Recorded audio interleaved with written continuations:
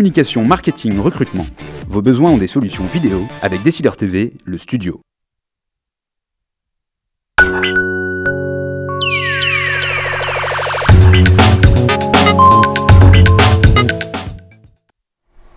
Bonjour à tous, bienvenue pour ce tout nouveau numéro des Décideurs du Net. Je suis ravie de vous retrouver. Nicolas James est à mes côtés tout au long de cette émission comme d'habitude. Je vous rappelle qu'elle est en direct sur Décideur TV et sur le site du Journal du Net et que vous pouvez donc poser toutes vos questions à notre invité. Alors j'en viens à sa présentation. Diplômé de l'ISG en 2000, il rejoint son frère alors à la tête de Photovista. Le groupe devient ensuite Pixmania. En avril 2006, Dixons Retail en devient l'actionnaire majoritaire et en prend complètement les manettes en 2012. Date à laquelle notre invité se lance toujours avec son frère dans un nouveau projet, The Case, une chaîne de magasins d'accessoires pour mobiles et tablettes. J'ai nommé Jean-Émile Rosenblum. Bonjour Jean-Émile. Bonjour Anne. Merci d'être avec nous. Alors je commence cette émission comme d'habitude avec la question de Thierry Amar, président de Offre Média. Et cette semaine, cette question est pour vous. On regarde. Bonjour Jean-Émile Rosenblum. Quel est selon vous le type idéal de publicité que peut accueillir un site de e-commerce? Branding, native ou autre chose à inventer? Alors comme d'habitude, Thierry Amar nous fait rentrer directement dans le vif du sujet. Qu'est-ce que vous avez à lui répondre sur cette question? Alors les formats qu'un e-commerçant peut accueillir, pendant très longtemps il n'y en avait aucun parce qu'on n'en voulait pas de la pub. Et puis après avec l'audience qu'il faut monétiser, on va dire que c'est plus des formats de pub et on va dire des annonceurs plus institutionnels et assez éloignés du business qui est le nôtre. Alors quand c'était chez Pixmania, je n'allais pas demander à Cdiscount de faire de la pub chez nous, mais c'est devenu plutôt courant et facile de blacklister tel ou tel annonceur. Donc après en termes de format, aujourd'hui il ne faut pas que ce soit trop intrusif, on n'est pas un site de médias, enfin quand on est e-commerçant on n'est pas média, donc ça ne peut pas être du rollover, ça ne peut pas être des pop-up, ça doit vraiment être intégré complètement dans la page. On a vu des gros e-commerçants comme Amazon et eBay lancer une offre publicitaire alimentée par la data. Et ils ont énormément de data. Est-ce que vous pensez que ça peut être un des facteurs clés de différenciation des e-commerçants par rapport à ça? Plus on arrive à affiner en fonction des datas des clients qui sont sur notre site, plus c'est pertinent et donc moins c'est on va dire disruptif pour le client. Ce qu'il faut, c'est surtout qu'on ne perde pas le fil de sa navigation sur notre site. Ouais, donc cette data finalement serait peut-être plus importante pour l'amélioration de l'expérience utilisateur que la publicité. Ah, complètement. Quand on regarde ce qu'a fait Criteo, c'est de la data pure. C'est grâce à ça que ça devient pertinent. Et il est vrai qu'au début, on se demande ce qui nous arrive à être poursuivi par le site sur lequel on a navigué ou sur lequel on n'a pas acheté. Mais finalement, c'est très pertinent parce qu'on réfléchit, et puis ça nous aide à revenir sur le site précédent. Alors on va parler de The Case, mais avant j'aimerais quand même évoquer l'aventure Pixmania. Je l'ai dit au début de la présentation, en 2006, Dixons Retail entre au capital et là tout s'enchaîne. Vous parlez même de massacre dans les derniers mois. Est-ce que vous pouvez revenir un petit peu sur cette histoire? Je préfère revenir sur les 12 très belles années qu'on a passées chez Pixmania à monter une magnifique aventure avec des collaborateurs qui ont été juste exceptionnels. Donc on a réussi à monter une société qui partait de rien, qui était sous LBO, donc qui était sous contrainte de dette, à une société qui a culminé à plus d'1 milliard d'euros de volume d'affaires, plus de 900 millions d'euros de chiffre d'affaires, dans 26 pays, qui a été leader et précurseur dans beaucoup de domaines. Il y a eu une marketplace qui a été lancée, différentes familles de produits. Et en fait, nous n'avons jamais été majoritaires dans notre société, donc c'est le fonds qui était chez nous qui nous a aidé à faire l'opération de LBO en 2001, qui lui est sorti en 2006 au profit du groupe Dixons, que nous avions choisi pour nous aider à faire des synergies, qui auraient été des synergies d'approvisionnement de produits et de prix d'achat pour pouvoir être compétitif dans ce marché qui est un marché très compétitif. Malheureusement, Dixons est devenu, a été en difficulté suite à la chute de Lehman Brothers en Angleterre et a dû se concentrer sur le sauvetage de son propre vaisseau amiral plutôt que de faire jouer les synergies. Donc on avait signé pour des synergies, on faisait 90 millions d'euros de chiffre d'affaires en Angleterre quand on a signé en 2006 avec eux. 4 ans après, on faisait plus que 15 millions d'euros de chiffre d'affaires. Donc la synergie a été plutôt contre-productive. pour plein de raisons. Et voilà, moi je préfère garder le souvenir d'une très belle aventure et je souhaite du fond du cœur à Pixmania de pouvoir rebondir maintenant. Je pense que le nouveau repreneur vont tout faire pour faire en sorte que Pixmania puisse continuer à prospérer. Au-delà de ces problèmes de synergie qui apparaissent clairement, est-ce qu'il n'y a pas aussi eu, par Pixmania, la volonté de grandir peut-être un peu trop vite? Vous êtes lancé à l'international dans plein de pays. Quand vous avez vu que vos marges commençaient à se réduire sur l'électronique, vous êtes diversifié sur des secteurs que vous ne maîtrisiez pas forcément. Est-ce que ce n'est pas aussi un des enseignements à retirer de cet échec relatif? Non, on pense qu'on a très clairement pris la bonne décision en 2006 de s'adosser à un groupe multicanal. Donc on avait vu la vague Amazon arriver avec beaucoup d'avance sur tout le monde parce qu'on était à l'international et on voyait la force qu'avait Amazon, que ce soit en Angleterre ou que ce soit en Allemagne. Et donc la seule solution, et je maintiens aujourd'hui que la seule solution était d'être adossé à un groupe multicanal puissant, 10 milliards d'euros de chiffre d'affaires, qui pèse auprès des fournisseurs et donc avoir accès aux produits. Il faut savoir que jusqu'en 2006, 2007, 2008, Pixmania vendait les télés haut de gamme, vendait les téléphones, vendait les appareils photo numériques haut de gamme. Et après, il y a eu ce qu'on appelle une distribution sélective, qui était fausse. Mais nous, on a subi ça par les fournisseurs qui disaient si vous n'avez qu'un site internet et vous n'avez pas de magasin, bah, vous ne pouvez plus avoir accès à tout le haut de gamme. Et donc, ça a été jusqu'à 25-30% du chiffre que l'on faisait auparavant, auquel on n'avait plus accès. Donc, s'adosser à un groupe qui, lui, pesait 1 milliard de dollars d'achat chez Samsung, 1 milliard d'achats chez Apple, devait nous amener ce qui pouvait être un danger pour nous. Donc ce n'est pas une question de croissance folle où on a maîtrisé notre croissance, on a réussi à monter. Dans le sens où il y a quand même deux contre-exemples en France, c'est LDLC et Matériel.net qui ont une stratégie de croissance plus organique. Exactement à ce sujet, plusieurs questions d'intervention. Et qui eux, pour le coup, s'en sortent très bien aujourd'hui, par exemple. On ne peut pas prendre une généralité de ce que moi je pourrais dire.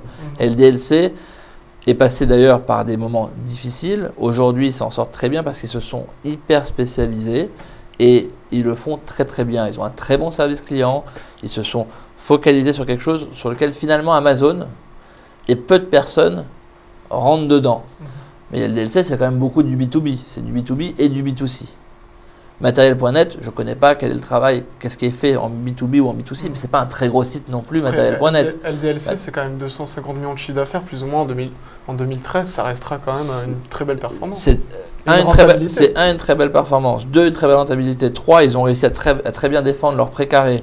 C'est une très belle équipe, c'est une très belle société, et je leur souhaite de réussir à faire les 500 millions qu'ils prévoient dans les 3-4 prochaines années.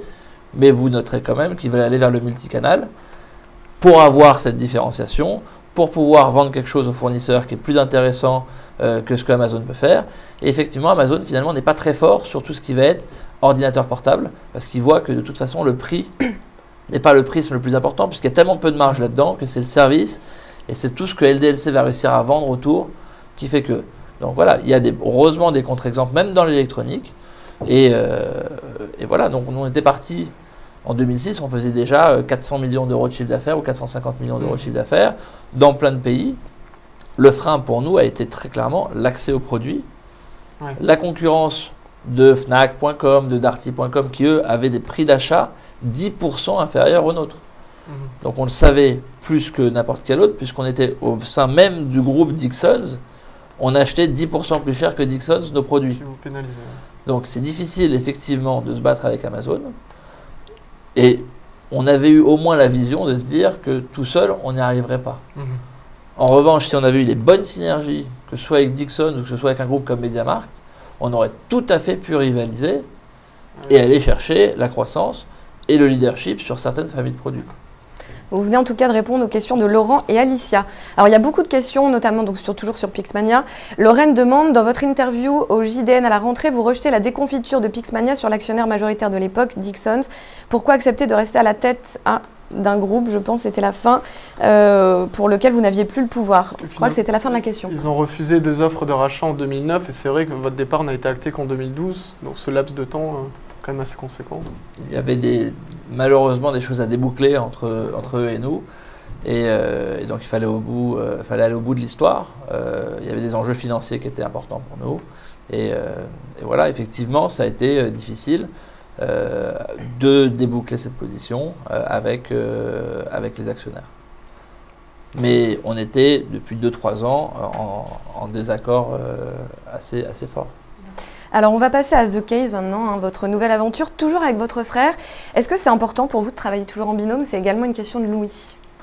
Alors, bon, l'aventure The Case, ce n'est pas qu'avec mon frère, nous sommes 2 familles associées, et je dirais même 3, puisqu'on a également des investisseurs qui sont également des frères, donc on est plutôt, c'est beaucoup de fratrie.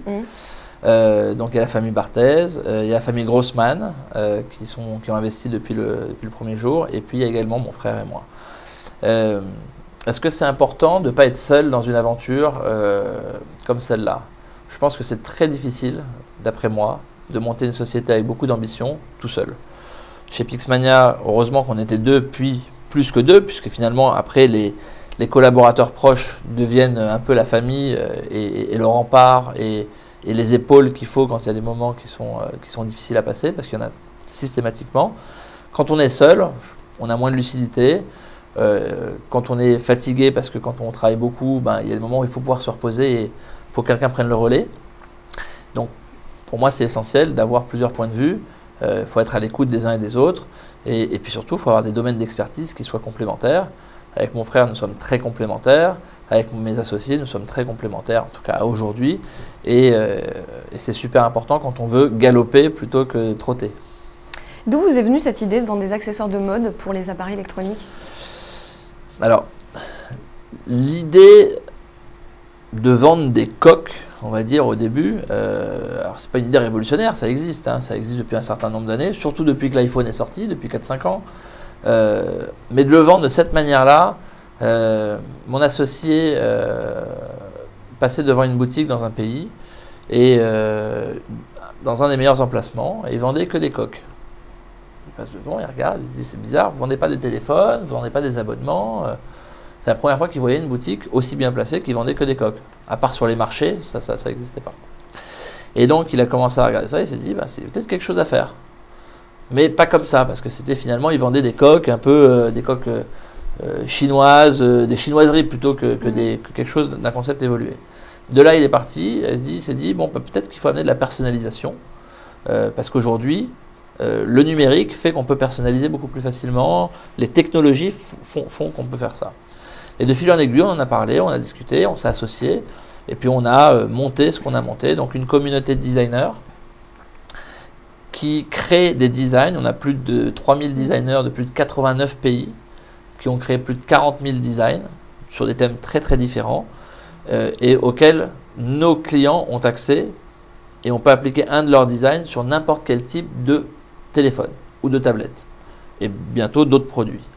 Donc ça, c'est une première chose. On s'est dit, on va avoir une diversité unique, on va payer des royalties à nos designers, et on va essayer de faire devenir riches nos designers, et eux, ils vont nous rendre riches de la richesse de la base de données produit.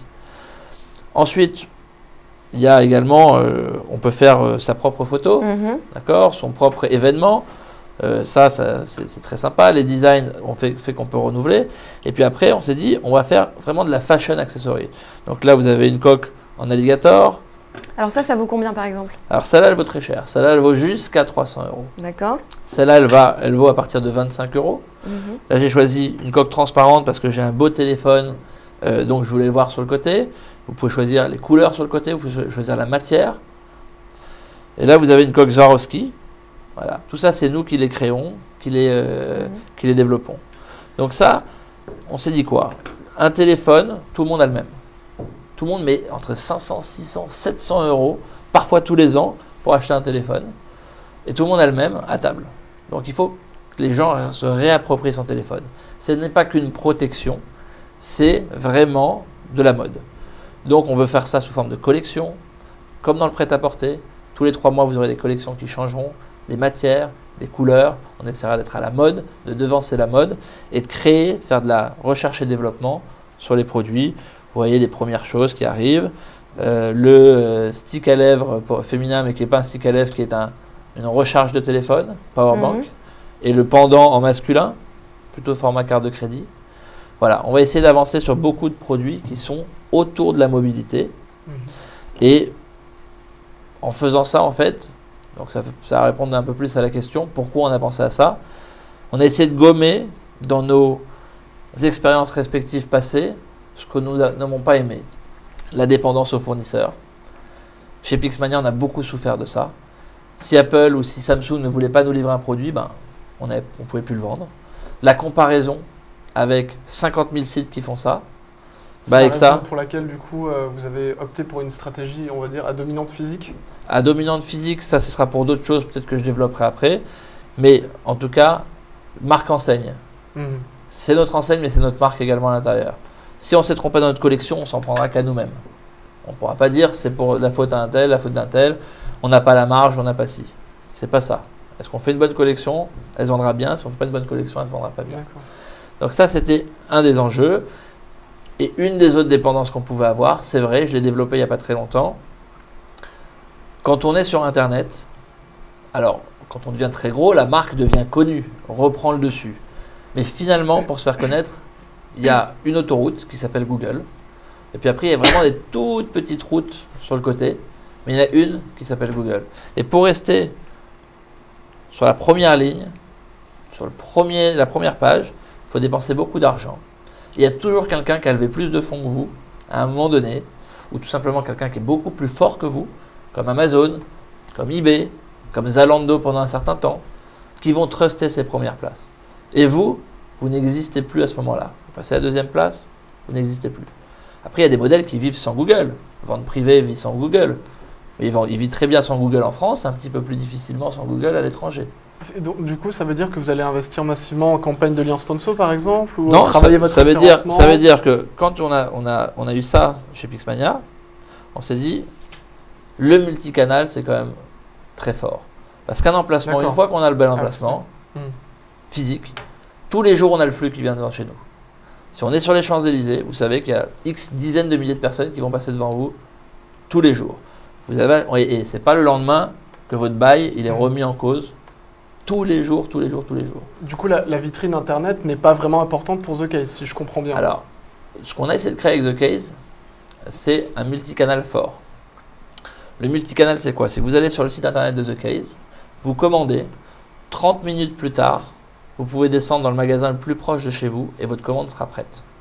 Pourquoi? Parce qu'on a une machine industrielle qui fond les coques pour le client dans la boutique. Donc, n'importe quelle de vos commandes, vous choisissez d'être livré en bas de chez vous, vous habitez à Lyon, il y a 5 magasins The Case qui seront ouverts à Lyon, vous descendez, c'est prêt. Ou vous vous faites livrer à domicile. C'est ça le multicanal. À ce titre-là, c'est assez intéressant.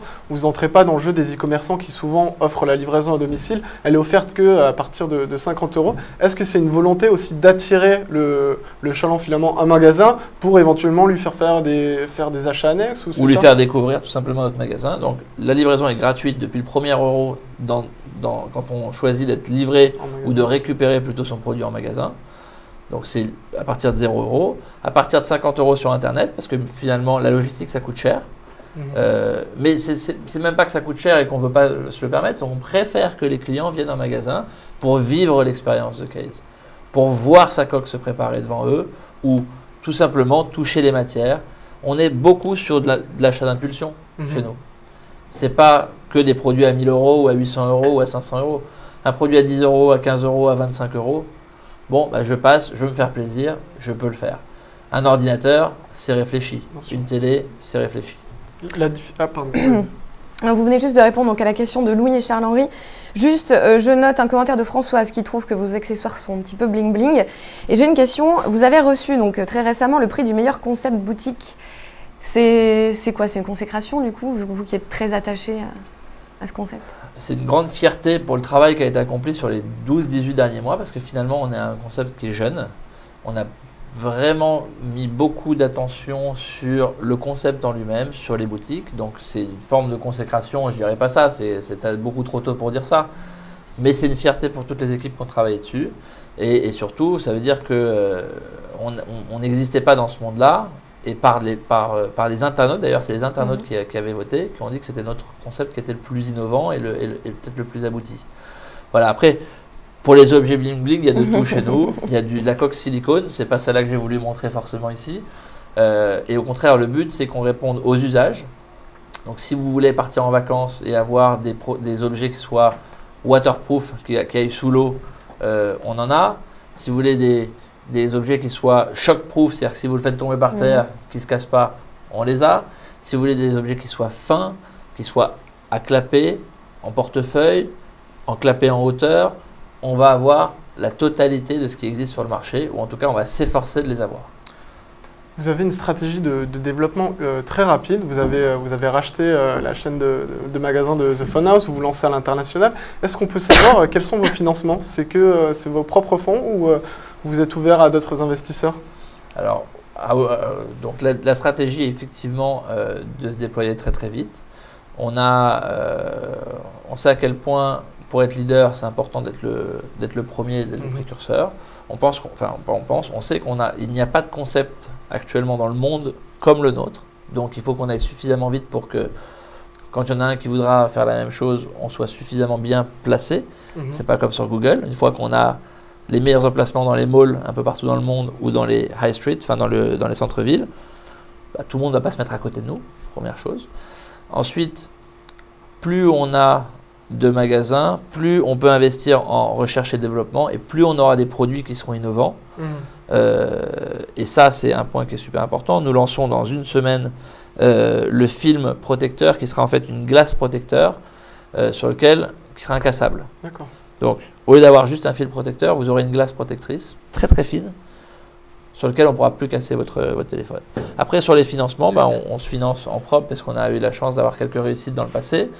Mais également avec des actionnaires de référence comme les fondateurs de Célio, les frères Grossman.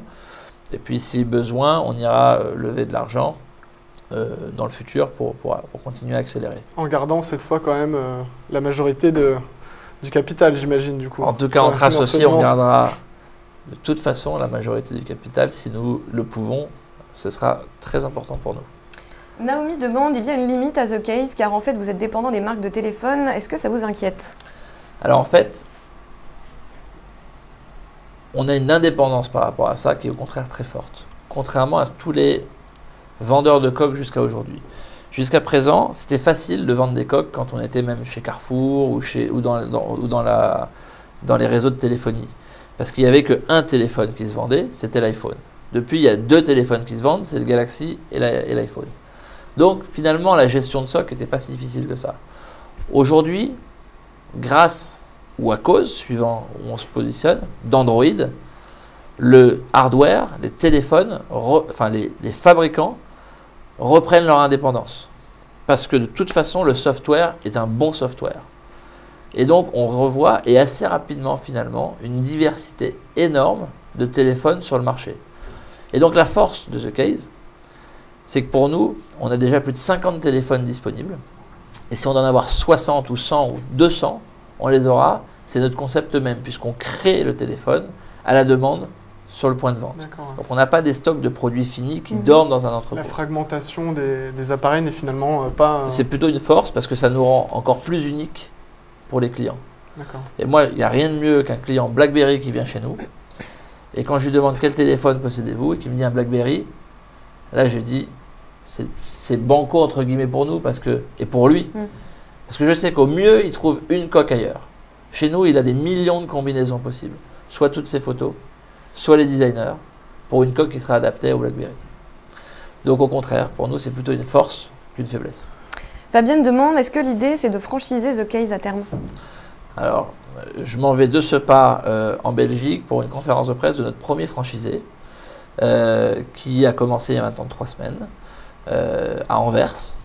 On a signé nos premiers franchisés français qui vont ouvrir au mois de décembre à Clermont-Ferrand. Et le but, c'est d'avoir beaucoup de franchisés. On a eu beaucoup de demandes. D'ailleurs, tous les jours, on reçoit des demandes pour les franchises. Et donc, on aura un mix de magasins en propre et de magasins en franchise. D'accord. Thierry demande, est-ce que vous allez développer le concept The Case à d'autres produits? Oui, très certainement et très rapidement. Pour Noël, donc en avant-première, on peut l'annoncer là, nous aurons des speakers personnalisables, donc des haut-parleurs qui seront personnalisables, de très bonne qualité, de très bonne facture. Je pense d'ici 10 jours, 12 jours en magasin. Donc vous pourrez à la fois avoir un très bon son et à la fois personnalisé par les designers ou par vos propres photos ce speaker. On va faire toute une gamme et suivront très rapidement d'autres familles de produits. Je reviens un peu sur la question de la franchise. En fait, je me dis, c'est quand même quelque chose qui est toujours un peu délicat à lancer parce qu'il y a des risques de dilution de sa marque, de perte de contrôle un peu sur la qualité. Pour une marque qui justement se veut ultra personnalisée, ultra quali, est-ce que c'est pas un risque? Alors on leur apporte un concept quand même clé en main. D'accord. Et on cherche des franchisés qui sont dans cet état d'esprit-là, qui sont des entrepreneurs qui ont envie de développer et n'ont pas envie de se poser la question du concept en permanence. D'accord. Donc on choisit nos franchisés en fonction de ça. C'est une force, les franchises. Si on veut aller vite, si on veut développer, si on veut avoir quelques milliers de magasins rapidement dans le monde, on ne va pas pouvoir tout faire en propre. Et en général, les franchisés sont meilleurs que nous. Parce que c'est leur argent, à chaque fois. Donc on aimerait que tous nos responsables de magasins se sentent aussi concernés que tous les franchisés. Ça, c'est notre travail. C'est à nous de les motiver. Mais un franchisé, lui, c'est son argent. C'est un petit ou un moyen entrepreneur qui va avoir 1, 3, 5, 10 magasins et qui va avoir le temps de s'en occuper comme si c'était un seul magasin. Sur ces perspectives de croissance, vous aviez évoqué un rythme d'ouverture de magasins de l'ordre de 20, je crois, par mois. Du coup, il y aura des franchises dans ce nombre-là? Ah, oui, on commence. Là, donc, je vous ai dit, il y en a un déjà d'ouvert, un autre qui ouvre bientôt. Et à partir du mois d'avril, on sera sur un rythme très fort de franchisés. Aujourd'hui, on ouvre à peu près 1 à 2 magasins par jour. D'accord. Donc, c'est un gros rythme parce que c'est pas des corners, hein, c'est des vrais magasins faits de bout en bout. Et à fin mars, on aura 140 magasins d'ouverts, dont 125 en France. On ouvre les États-Unis dans 10 jours, le premier magasin, on va en ouvrir 3 quasiment en même temps. On ouvre Hong Kong à peu près à la même période. On a ouvert Singapour, on a ouvert la Belgique, on a ouvert l'Allemagne. Et on a pris des très bons contacts. On avait un salon la semaine dernière pour avancer sur beaucoup de pays. Lorsque vous vous lancez aux États-Unis ou en Asie, vous passez par des intermédiaires qui vous mettent en relation ou vous y allez vous-même et aviser sur place, essayer de rencontrer des... Alors, on ne peut pas dire on lance les États-Unis en étant assis à Paris. Voilà. Enfin, on ne nous attend pas, personne ne nous attend, au contraire. Il faut faire nos preuves. Limite, en France, on est un peu plus connu, donc c'est peut-être presque plus simple. Donc, comment on s'est réparti les régions du monde? Un de mes associés habite à New York. D'accord. Donc, il s'occupe, lui, 100% de son temps de ça. Mon frère est parti vivre à Singapour. Il s'occupe, lui, 100% de son temps de développer l'Asie. Et moi, je suis basé en Europe, enfin à Paris. Et je m'occupe déjà de développer cette partie du monde. Donc on est physiquement présent, un des associés est physiquement présent dans chacun des continents. En termes de chiffre d'affaires, vous vous êtes fixé quels objectifs? Ça dépend du nombre de magasins qui ouvrent. Donc, Pas... Pour le coup, c'est pareil, c'est différent d'Internet. C'est plutôt mécanique par rapport au nombre de magasins. Après, il peut y avoir une différence de 20 à 30% suivant qu'on fasse bien les objectifs ou pas. Mais dès l'année prochaine, ce sera une société qui fera plus de 30-40 millions d'euros de chiffre d'affaires. Et une forte croissance. La grosse difficulté quand on est un retailer, finalement, c'est de réussir à préserver ses marges parce qu'on a des coûts fixes qu'on n'a pas quand on est sur Internet. Comment est-ce que vous allez y remédier? Est-ce que c'est sur le produit, finalement, où vous margez le plus? Alors, des coûts fixes que l'on n'a pas sur Internet, jusqu'à preuve du contraire, Amazon ne fait pas de résultats en faisant 50, 60, 70 milliards. Donc des coûts fixes, ils les ont. Et à chaque fois, ils justifient. Est à la fois e-commerçant et délégateur e-commerce, enfin prestataire e-commerce. Ouais, donc mais aussi même malgré ça, les coûts fixes, d'appel. mais malgré tout, les coûts fixes, ils les ont, puisque finalement, à chaque fois, l'excuse, c'est de dire je bâtis des centres de distribution. Donc des coûts fixes, tout ça pour dire qu'il y a des coûts fixes partout. Et les marges, après, doivent couvrir les coûts fixes pour générer du résultat. Donc oui, c'est des coûts fixes. Oui, on peut se planter. Oui, on ne sait pas si demain, si The Case sera là dans 3 ou 5 ans. C'est beaucoup trop tôt pour le dire. Ce que je peux vous dire, c'est qu'on a des milliers de personnes, des dizaines de milliers de personnes maintenant qu'on a 30 magasins d'ouverts qui rentrent tous les jours dans nos magasins, qu'on a un flux de personnes très important, que le concept plaît. Après, à nous de faire en sorte qu'ils trouvent leur bonheur quand ils rentrent chez nous. Mais il y a des frais fixes qui sont en premier lieu le personnel. On a repris plus de 400 personnes de chez Funhouse. Et en deuxième lieu, les loyers. Et puis après, il y a tout le reste. Alors une question encore d'un internaute qui sera probablement la dernière. JEDTS, je ne sais pas comment ça se prononce. À quand un partenariat avec une marque de portable ou un opérateur? Alors, beaucoup d'opérateurs nous ont demandé de faire des shop-in-shop chez eux. C'est pas productif pour notre marque. On veut vraiment que le consommateur rentre dans notre univers. Ça la dégrade en plus, enfin pour une marque qui se veut premium. Je ne me permettrai pas de dire ça, mais ça pourrait, on va dire, altérer le message et ce qu'on veut véhiculer comme comme image de marque. En revanche, de dire avec un des grosses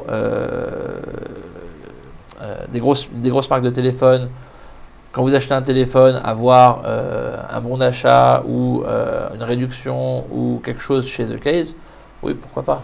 C'est tout à fait envisageable. Ce n'est pas le cas aujourd'hui. On va attendre de déployer notre réseau avant de faire ce genre de partenariat. J'ai juste une dernière question, parce que d'ailleurs on dit souvent que le consommateur Apple dépense beaucoup plus que le consommateur Android. Est-ce que c'est le cas chez The Case? À aujourd'hui, c'est toujours le cas. Mais je pense que Samsung fait un très gros travail pour changer ça, puisqu'on le voit même, ils vendent des accessoires très chers, 60 €, 70 €, 80 €. Donc, pour moi, c'est un peu à l'époque, les clients étaient plutôt Sony. Après, ils sont passés plus vers Samsung. Donc, Apple, c'est quand même des marques très premium. Et Sony est en train de revenir avec des très beaux produits. Nous, ça nous va très très bien, la diversité. Et ce qu'on pense, c'est que le matin, il y a une seule chose pour laquelle on revient quand on a oublié, c'est son téléphone. Donc ça, c'est important. Et on va l'habiller, on va le protéger, parce que payer 200 € pour avoir cassé sa vitre, ou 100 €, c'est très cher.